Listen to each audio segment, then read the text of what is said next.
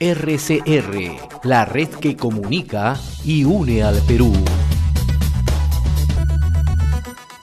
Lo anunciado, ya se encuentra con nosotros el arquitecto José Arizpe Chávez. En su momento ha sido exdecano del Colegio de Arquitectos del Perú, también se ha desempeñado como decano del Colegio de Arquitectos de Lima y se está presentando también para las próximas elecciones al Decanato Nacional de Arquitectos. Le agradezco la gentileza, buenos días, muy amable. Muy buenos días, José.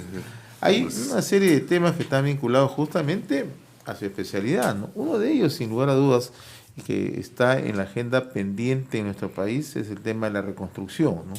Desde el 2017, en que se declara la emergencia y posteriormente se convoca a la Autoridad de Reconstrucción con cambio, mucho se ha dicho respecto a los avances de la reconstrucción, que es un avance lento, con poca capacidad de ejecución. Desde su perspectiva, como especialista en el tema, ¿cómo está observando el desarrollo de la reconstrucción en el país usted?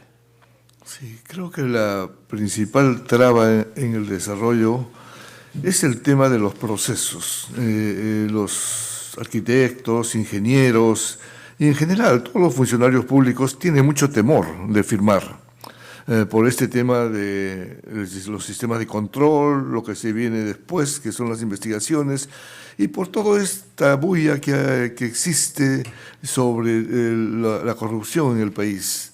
Entonces, eso hace que se atrasen las obras. Los proyectos no se hacen completos, no hay buenos sistemas de control en su momento para el tema de prevención, antes de, pero lo que sucede es que hoy los caen después los sistemas de control cuando ya los hechos están consumados. Ahora, uno de esos principales cuellos de botellas es el que usted naturalmente nos da a conocer, ¿no? No hay un buen manejo de control, pero tampoco hay una buena ejecución. ¿A qué se debe esto? Siempre se dice, hay perfiles, hay estudios, pero no hay una ejecución a la vista, no se ven las obras de manera tangible. Eso obedece ¿qué? A un aspecto netamente profesional, a una decisión política. ¿A qué es lo que se debe? ¿Por qué no más avanzado, ¿no? Un proceso que tarda, a pesar que hay ofrecimientos, se dice que hay dinero, pero no se cumple. Son 3 de regiones las que fueron afectadas, ¿no? Sí, el problema básico es los proyectos, no están a tiempo los proyectos. Entonces, demoran demasiado volver a hacer proyectos, volver a iniciar proyectos. Y los proyectos deberían ser flexibles, de tal manera que en el cambio de circunstancias, por cambio climático o cambio de reglas de juego en el camino, puedan adaptarse, puedan acondicionarse y no volver a empezar de cero. Que eso es lo que viene sucediendo en el país. Volvemos siempre a cero por los cambios inclusive de políticas del Estado. Entonces, cuando entra un nuevo equipo, todos quieren borrón y cuenta nueva y comienzan de cero nuevamente. Entonces, y lo otro es que muchos de los procesos que ya iniciaron para la ejecución de las obras están judicializados. Yo conocí, por ejemplo, la descolmatación del río Tumbes en su momento. Era un problema que estaba trabado años, no hablamos de meses, y entonces jamás podía concluir la obra, porque venía juicio tras juicio, apelaciones tras apelaciones, y trabados en el Poder Judicial. Y entonces, entre constructores, entre entidades de control, y finalmente pues, es la población la que sufre porque las obras no se concluyen. Ahora, en esa línea de análisis, ¿se cuenta con equipos técnicos? ¿El gobierno en su momento tuvo la capacidad de convocar a los equipos técnicos necesarios? ¿O, como lo reclamaban en Piura, era necesario el aporte de los equipos profesionales, los colegios profesionales? Bueno, muchas veces no se toma en cuenta a los equipos técnicos y las decisiones son solamente políticas y con los amigos de turno. Entonces eso pues, es un mal hábito en el país. Desde que entró el gobierno del señor Kuczynski, nosotros le recomendamos directamente, ¿no?, en reuniones con él, con los representantes de la Cámara Peruana de la Construcción, con representantes de la Federación de Construcción Civil, quedamos inclusive a tomar algunos acuerdos, como el que se haga concursos de ideas para todos los proyectos del Estado, cosa que no se hizo. No, desde el comienzo no se hizo. Y seguimos con la mala costumbre de entregar los proyectos a los amigos de turno.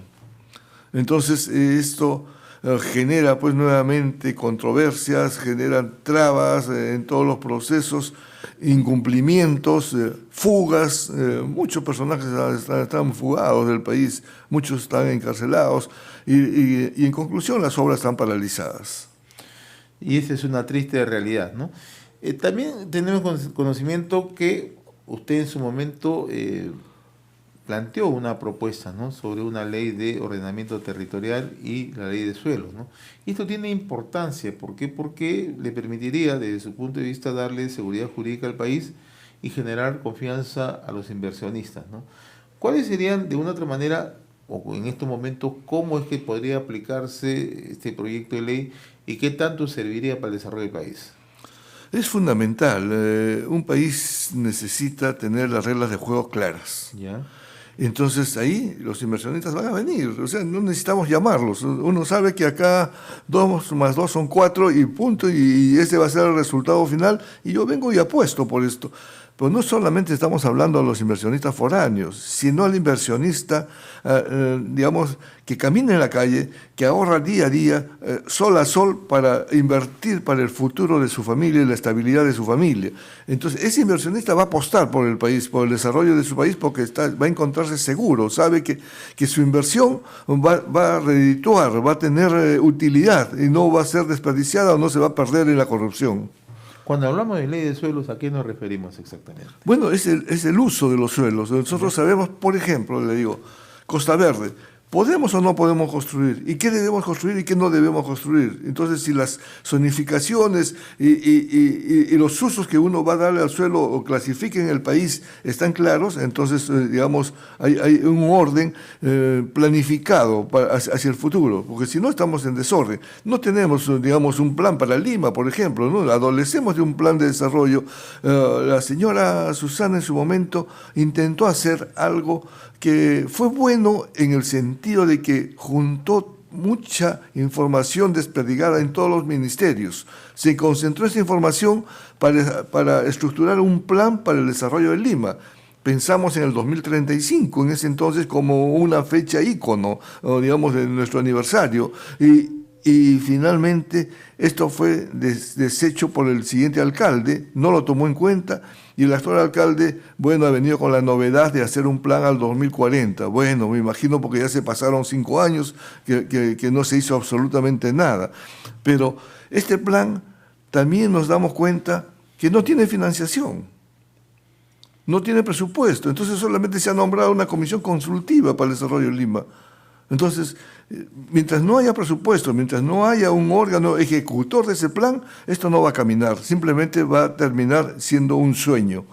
Y ojalá que el alcalde pueda reaccionar y que el Ministerio de Economía pueda reaccionar también y apostar, digamos, otorgándole una financiación a la Alcaldía de Lima para estructurar ya los planes de desarrollo de la ciudad.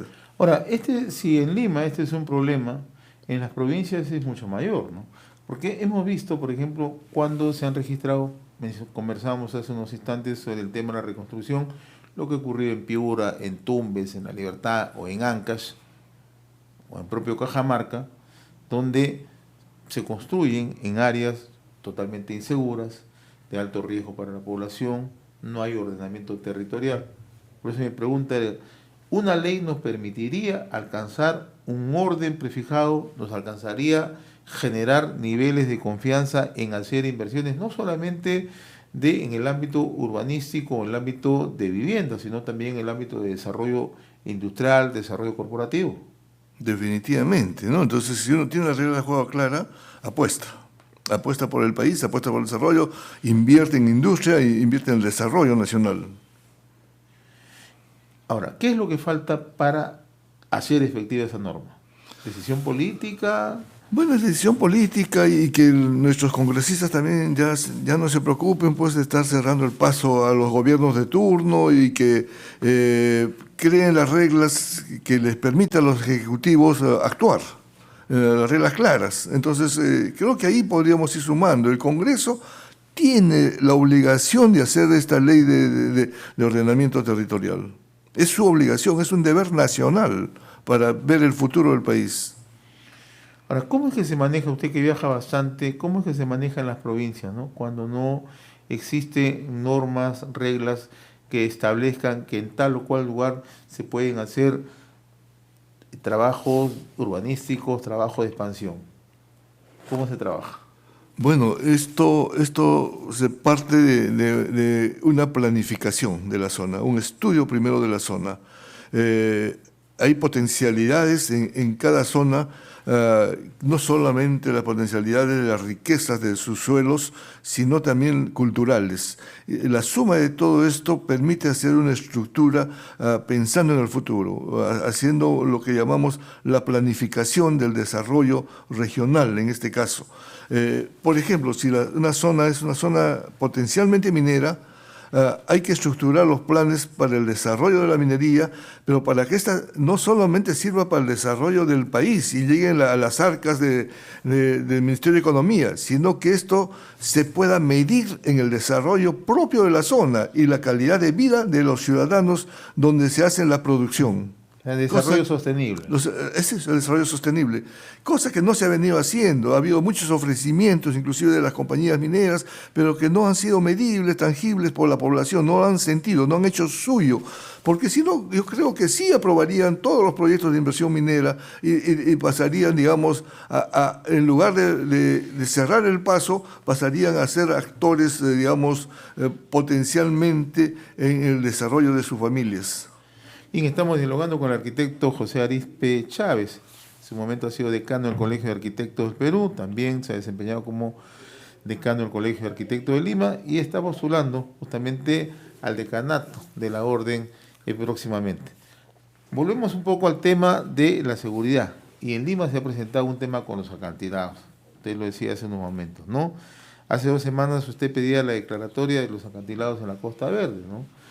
Y ahora, coincidentemente, INDECI acaba de plantear una propuesta similar. Porque aquí hay que decirlo con toda claridad, ¿no? Si bien es cierto, uno muchas veces apuesta por la paisajística, apuesta por el mejoramiento, el ordenamiento, pero también hay que priorizar la vida de las personas, ¿no? O sea, ¿qué es lo que podemos, tomando como esta experiencia de lo que ocurre en los acantilados de la Costa Verde, mirar esto hacia adelante para brindarle seguridad en otras partes del país? Y en particular, en este caso, en los acantilados, ¿no? Sí, nosotros veníamos planteando esto a las entidades de gobierno hace más de 6 años, ¿no? Entonces, cuando hicimos un reportaje en ese entonces, dijimos, acá tiene que hacerse un proyecto integral. No es un tema de parcelas de los gobernantes de turno de los distritos que forman parte de todo este proyecto de los 18 kilómetros. Porque cada uno va a hacer lo que le viene en gana, que eso ha sucedido, y finalmente se va a hacer un proyecto de parches, poniendo en grave riesgo al ser humano que por allí circula. Cuando hubo la venida del Papa, se programó inicialmente hacer en Magdalena, digamos, el gran encuentro. Sí. Felizmente, nosotros nos opusimos como Colegio de Arquitectos y dijimos, aquí hay un problema de grave riesgo para los ciudadanos, porque inclusive con el retumbar de la bulla de algunos parlantes que a veces colocaba el municipio de Magdalena, se desprendían las piedras. En el caso que hubiese un sismo, no había salvación para todas las personas que hubiesen estado ahí concentradas. Felizmente fuimos escuchados y se trasladó a Las Palmas. Pero luego, digamos, el tema de Costa Verde merece un tratamiento y una inversión y una acción de parte del gobierno central que nosotros ya lo resumimos en el tema de declaratoria de emergencia y asignar partidas presupuestales primero para hacer los estudios de suelos de todos los acantilados, para permitir hacer propuestas que permitan reforzar y recurrir a los urbanistas. Aquellos han sido urbanistas peruanos, como este equipo que ganó la regeneración de Guayaquil, que es un equipo peruano, y planteó un proyecto integral en Costa Verde, que podía no ser el mejor proyecto, pero por lo menos es una propuesta que permitía hacer sostenimiento y financiamiento, con ese sostenimiento de plataformas intermedias, digamos, que puedan asignarse a cierto comercio que podría sostener, digamos, todos los acantilados, digamos, financieramente. Pero es una propuesta. Pero esto debería llevarnos a un concurso internacional en la cual también las bases prevean la participación de arquitectos peruanos que acompañen a los arquitectos extranjeros que puedan presentarse. Entonces hacemos un gran proyecto, digamos, pensando en el futuro y pensando en la sostenibilidad. No, y además la Costa Verde, para quienes se están sintonizando en diversos puntos del país, tiene muchas potencialidades, ¿no? Uno, como turismo, como área paisajística, pero también como un lugar de expansión en Lima, ¿no? Definitivamente. Y hay algo que nosotros no estamos usando, es el mar peruano. Así es. Tenemos un esplendoroso mar de Grau y sin embargo no hacemos cabotaje, no hacemos traslado y seguimos contaminando las pistas, seguimos cargando las pistas, digamos, paralelas y destrozando las pistas que están paralelas a toda la costa peruana. Entonces hay políticas de Estado que hay que comenzar a refrescarlas y comenzar a tomarlas por parte de los gobiernos. Bien, yo comentaba que usted se está presentando como candidato al decanato del Colegio de Arquitectos del Perú. Ya usted ha desempeñado funciones anteriormente como decano nacional y como decano en Lima, ¿no? ¿Qué es lo que propone? ¿Cuáles son las nuevas iniciativas que está proponiendo ahora ya como candidato? Bueno, poner en valor primero las instituciones que han sido tan desprestigiadas, no solamente el Colegio de Arquitectos, hablamos de todas las instituciones por estos temas de corrupción y toda esta situación. Entonces hay que recuperar el valor de estas instituciones. Los colegios profesionales como arquitectos e ingenieros deben poner la agenda del desarrollo sostenible de las ciudades, la agenda pública, que hoy la tienen los políticos, nos las han robado los políticos. Y por eso tenemos ciudades no sostenibles, ciudades emergentes, ciudades que crecen por espontaneidad, entonces sin ninguna planificación. ¿Por qué? Porque los arquitectos se han sentido reducidos y recluidos frente a esta situación.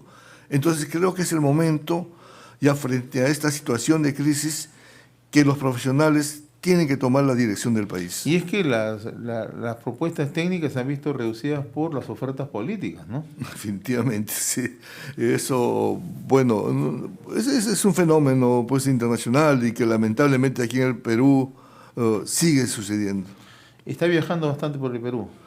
Bueno, no todavía mucho, algunos límites de salud no me han permitido, pero sí estamos presentes, digamos, y conocemos ya todo el Perú, claro. Tenemos muchísimas amistades y la reacción de muchos arquitectos que están dispuestos a poner el hombro por el desarrollo del país. ¿El proceso cuándo se realiza, arquitecto Arispe? No, todavía en noviembre. En noviembre, sí, estamos en una etapa de recolección de firmas para la presentación de propuestas, para que todos los arquitectos, de acuerdo a sus posturas políticas, ideológicas, de amistad, puedan organizarse y presentar propuestas. Entonces después veremos cuáles son las mejores propuestas y al final sumaremos, ¿no? La idea acá no es dividir ni pelearse, sino sumar propuestas, sumar ideas, de tal manera que apoyemos en algo al desarrollo del país. RCR, la red que comunica y une al Perú.